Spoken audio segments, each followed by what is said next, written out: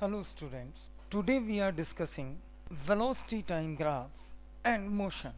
How the motion can be studied using velocity time graph. It is our main motto of this lecture.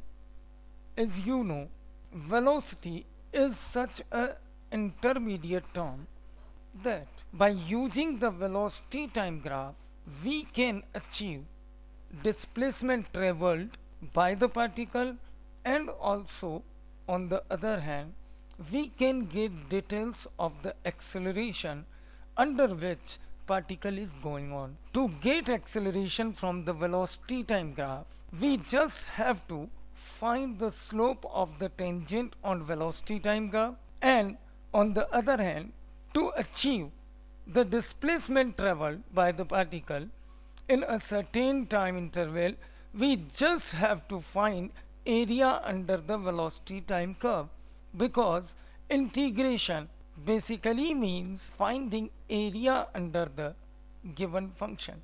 So for the given function, if we draw velocity time curve, then by finding area under this curve we can get displacement, and on the other hand by finding derivative or by finding slope of the velocity time curve we can get acceleration. As we know, velocity can be achieved by derivative of its position with time. Means v, the velocity of the particle at any instant, can be achieved by using differentiation of its position function with time. It can also be achieved using slope of the tangent on position time curve. In one dimensional motion, if we talk, then slope of this position time curve either may be positive or negative.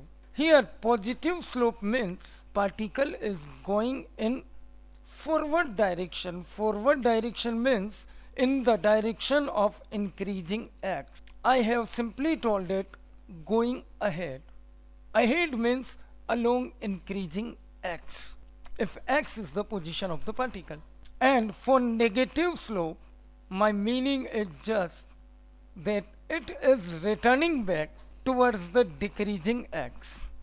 Right? What I have told you, that to find the velocity, if we have been given a position time curve or a position time function, then to get the velocity of the particle, the instantaneous velocity of the particle, we just have to differentiate the position function if function is given, and is to find the slope of the tangent on xt curve if xt curve is given to us. Either given to us or we can find it by the initial informations given to us. Then, as we know, differentiation or finding the slope is basically just reverse process of integration or finding area under the curve. So we can say that by using the same relation x equal to integration of velocity function with time under a certain time interval, say t1 to t2, it gives us change in position. Here change in position may also be considered as, you can say, displacement. Here displacement means change in position can be achieved by integrating velocity function with time. As we know, here integration means the process of finding area under velocity time curve here. So we can write it here that area under Vt curve gives us the displacement. Displacement means change in position. So this relation between position and velocity of the particle can be utilized in both ways. We can find velocity from the position time relation or position time curve, and also we can find displacement from velocity time curve or by finding area under the velocity time curve. So first of all, I am just relating these two terms. Change in position is displacement and velocity. We can find velocity time curve for the particle by using its positions at various time intervals. See, I am talking here about a particular case. Say, in a case which I am going to discuss with you, I am writing it here as case first. I am taking an event. Say, in the first case, we are considering a particle which is thrown with velocity u vertically upward.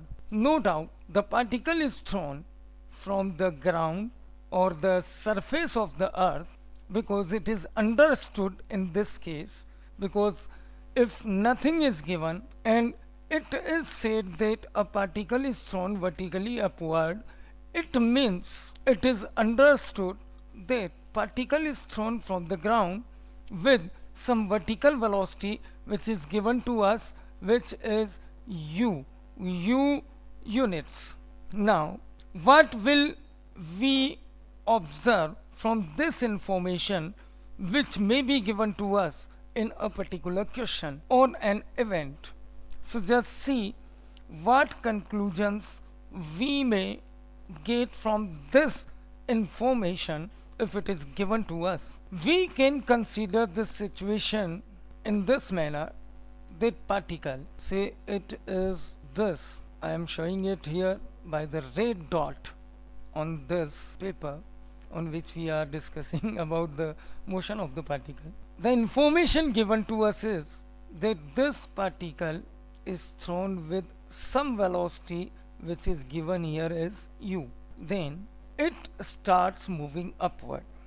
Now it is understood that in this region, because this is the ground from which this particle has been thrown, so it is understood that there will be an acceleration which can be written as acceleration due to gravity, which is known to all of us. Here, particle is thrown with velocity u vertically upward, and acceleration that particle have to face is g vertically downward. No doubt, for the motion of the particle while going upward, it is a retarded motion. Retarded motion is why, because the particle is going vertically upward, and this acceleration due to gravity, it is acting vertically downward.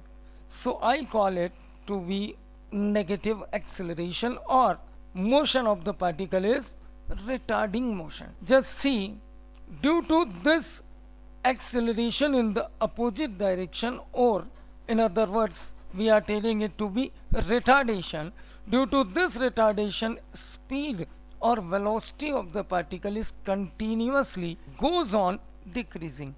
It decreases depending upon the value of this g and initial value of the velocity of the particle. We can say it reaches somewhere in its path here. Here, no doubt, its velocity is, say, v1. No doubt this v1 will be less in magnitude with the u, because this negative acceleration is continuously retarding this motion, so its velocity first decreases. If we consider it some other time, say t2 time, we are talking about the particle's position here. Here say time was t1, and here say time is t2. So at t2, if we talk about the velocity of the particle here, then this v2, the velocity of particle at time t2, it is less than v1 and obviously less than u also, because u was the initial velocity with which it was thrown. When it reaches at the highest point of its motion, vertical motion, then obviously if particle achieve this maximum height, then at this instant, say the time becomes ta. At this time Ta, particle's velocity Va, it becomes 0. It is the maximum height, means particle is not going further upward, so its velocity must become 0 at this point.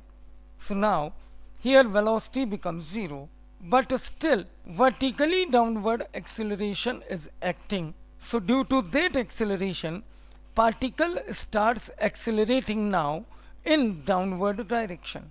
Here it reaches to this point, say at time t2 dash after throwing, then its velocity becomes here say v2 dash.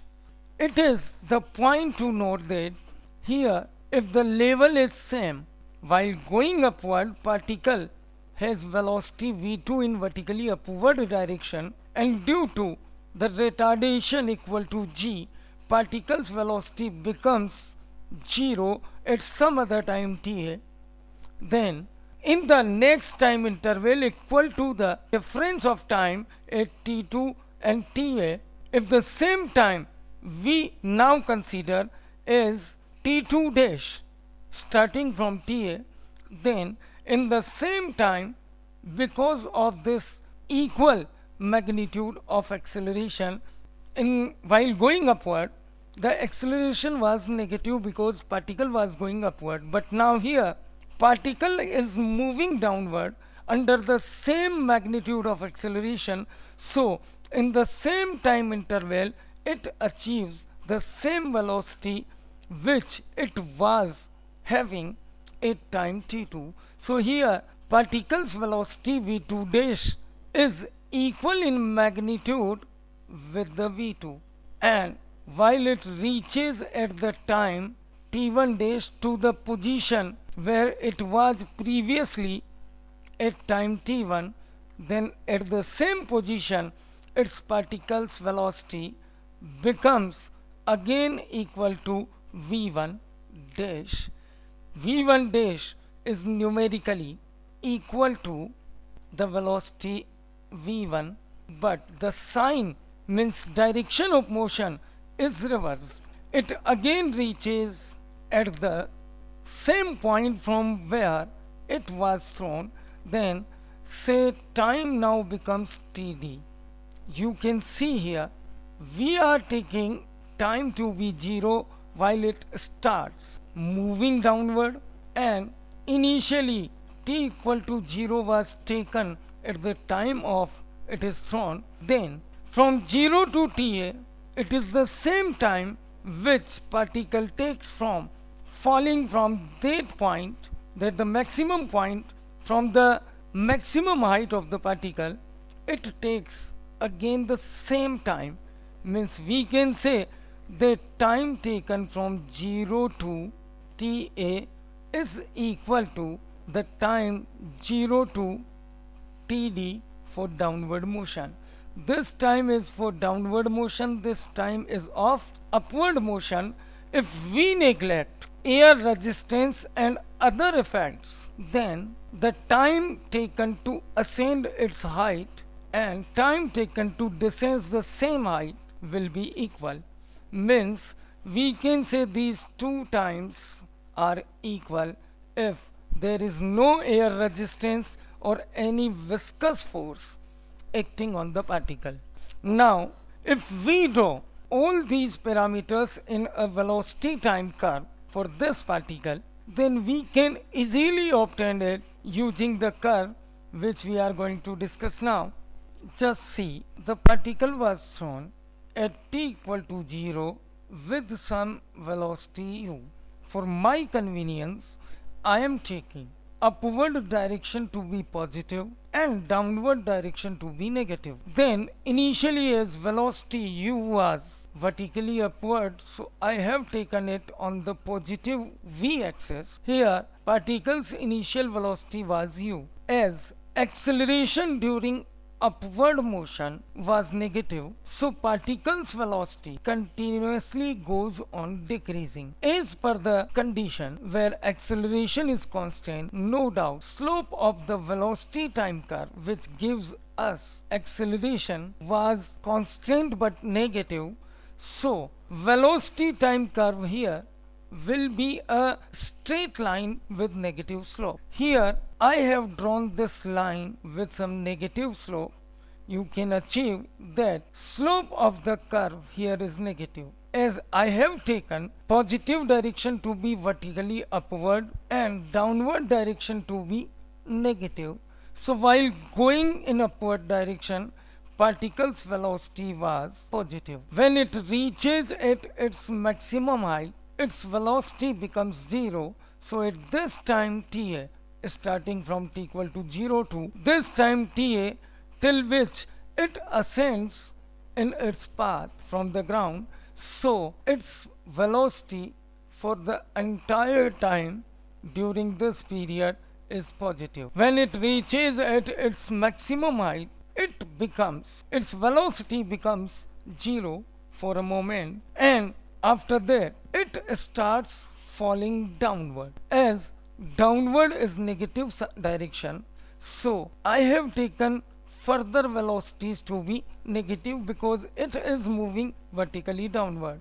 As acceleration is constant throughout the motion, which is vertically downward, so I have not changed the slope of the line. Just velocity becomes negative in this period, and at time td, when it returns back to its initial point from where it was thrown, then its velocity again becomes u, the same as velocity of projection in magnitude, but negative in direction, because now it is moving vertically downward. So what we achieve here, that first particle moves in forward direction till its velocity becomes 0. When its velocity becomes 0, then it is at its highest point. After that, it starts falling down, and in the same time interval in which it reaches from ground to that highest point, it again falls till the same point from where it was thrown in the same time interval, provided that other dissipative effect like friction of air or air resistance or viscous force of air has been neglected. If those effects are neglected, then surely particles take same time to reach at the maximum height and to come back from maximum height to its point of projection again. So this is the velocity time curve for the particle, and we can easily say that here ratio of these two lengths on velocity axis and on time axis, it will be the magnitude of acceleration. Means from 0 to u, this length on the velocity axis is u, and this length on the time axis is equal to ta. So we can write u upon ta to be magnitude of acceleration. And as we know, here acceleration is acceleration due to gravity. We may take it to be 9.8 meter per second square.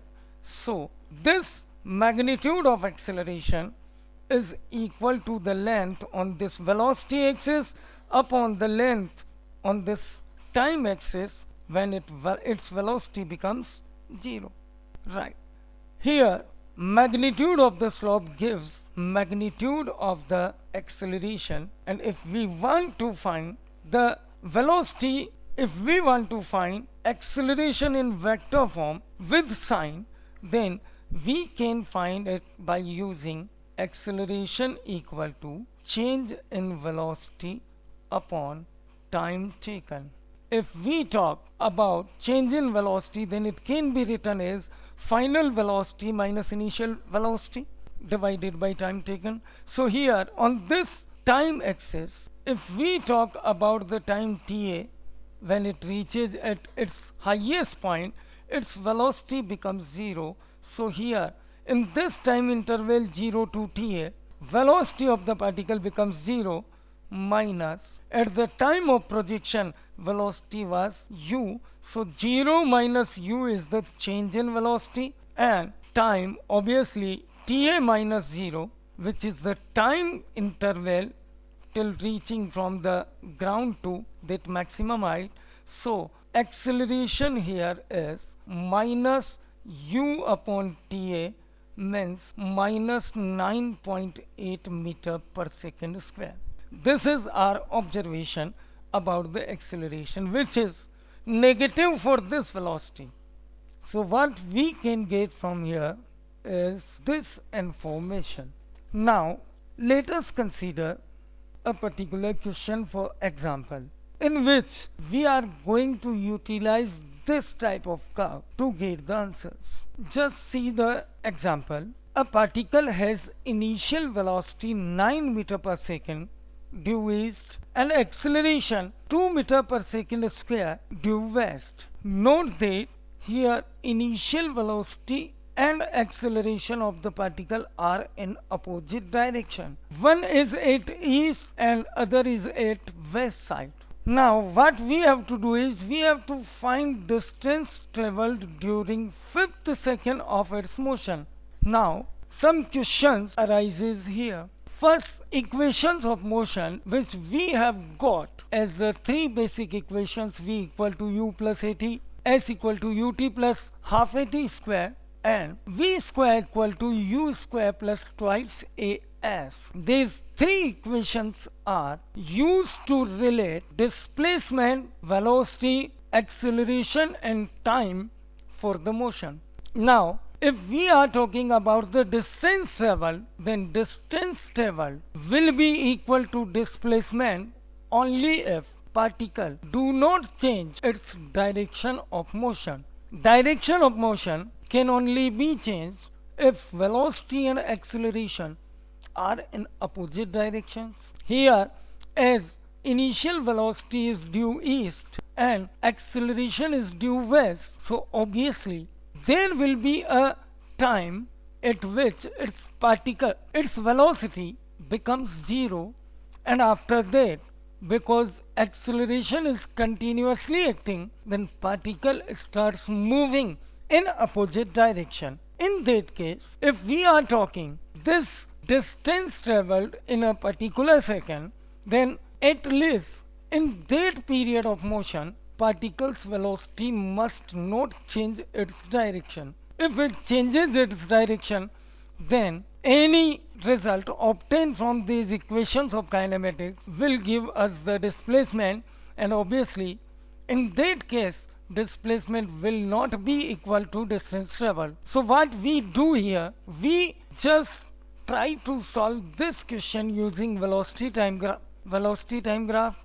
because when we use velocity time graph we find a clear cut idea about the positive and negative velocities. So the method of graphical analysis will give us a clear cut idea about this question and obviously about the distance traveled. What we will do, if we get displacement negative in a particular time period, then by taking it as magnitude only without sign, we can say that particle is moving along a straight line, so the magnitude of displacement will give us distance. See, the informations which are given to us is particle's initial velocity is 9 meter per second and acceleration of the particle is 2 meter per second square, but in opposite direction. For the simplicity, I am noting here the directions. East is taken as positive and west is taken as negative. So if we draw the velocity time curve for this particular situation, then what type of graph we obtain? Just see here. Here on the x-axis of the xy coordinate system, I am taking time t, and on the y-axis I am taking velocity v of the particle, and velocity is taken positive along the positive y direction. Just see for the particle as initial velocity is 9 meter per second, acceleration is negative, so we obtain the velocity time graph as a straight line with negative slope. It is the time at which its velocity becomes 0. Just see here, as particle starts with 9 meter per second, so it is its initial velocity which is at t equal to 0. As acceleration means the slope of this line is minus 2, this is 9, so this must be 4.5 second, means at t equal to 4.5 second its velocity becomes 0. And we are talking about the distance travelled during 5th second, which comes between 4 second to 5 second. We know that area under velocity graph gives us displacement, so if we mark velocity corresponding to t equal to 4, we can say that this is half second and acceleration has the magnitude 2, so no doubt this velocity v must be 1 meter per second, double of this time interval. Obviously, at the negative side of the velocity time curve, at t equal to 5, we get the same velocity but in opposite direction, so it is minus 1 meter per second. Now what we have to get is just to get the area under this velocity time graph. Area between 4 to 4.5 seconds, it gives us the positive displacement, and this displacement is plus half into base into height, which is equal to 0.25 meter.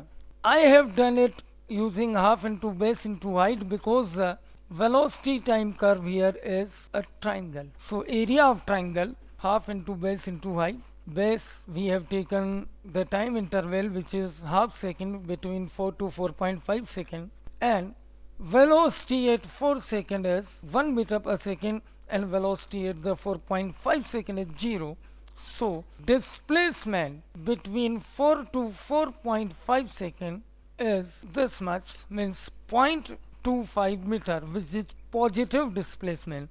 But on the other hand, during the time interval 4.5 to 5 second, the area under velocity time graph gives us the same magnitude of displacement but negative, means 0.25 meter but in negative direction. Now if we talk about the displacement during 5th second, then no doubt it is equal to plus 0.25 plus negative of 0.25 meter, means 0 meter. But if we want to find the distance travelled, then distance travelled during the 5th second, it is equal to magnitude of displacement between 4 to 4.5 second, which is 0.25, and again between 4.5 to 5 second it is minus 0.25 meter, but the magnitude is only 0.25. So the distance travelled by the particle going along a straight line, it becomes 0.5 meter, and this is our final answer. What this answer gives us, that we can get distance travelled for a particle moving along a straight line by the velocity time graph and its area without sign. But if we want to get displacement of the particle, then we must take area of velocity time graph but with sign. So this is our answer for this particular question, and obviously you have seen here how we get it. We can use this curve or this method to find the distance and displacement travelled both for a particle.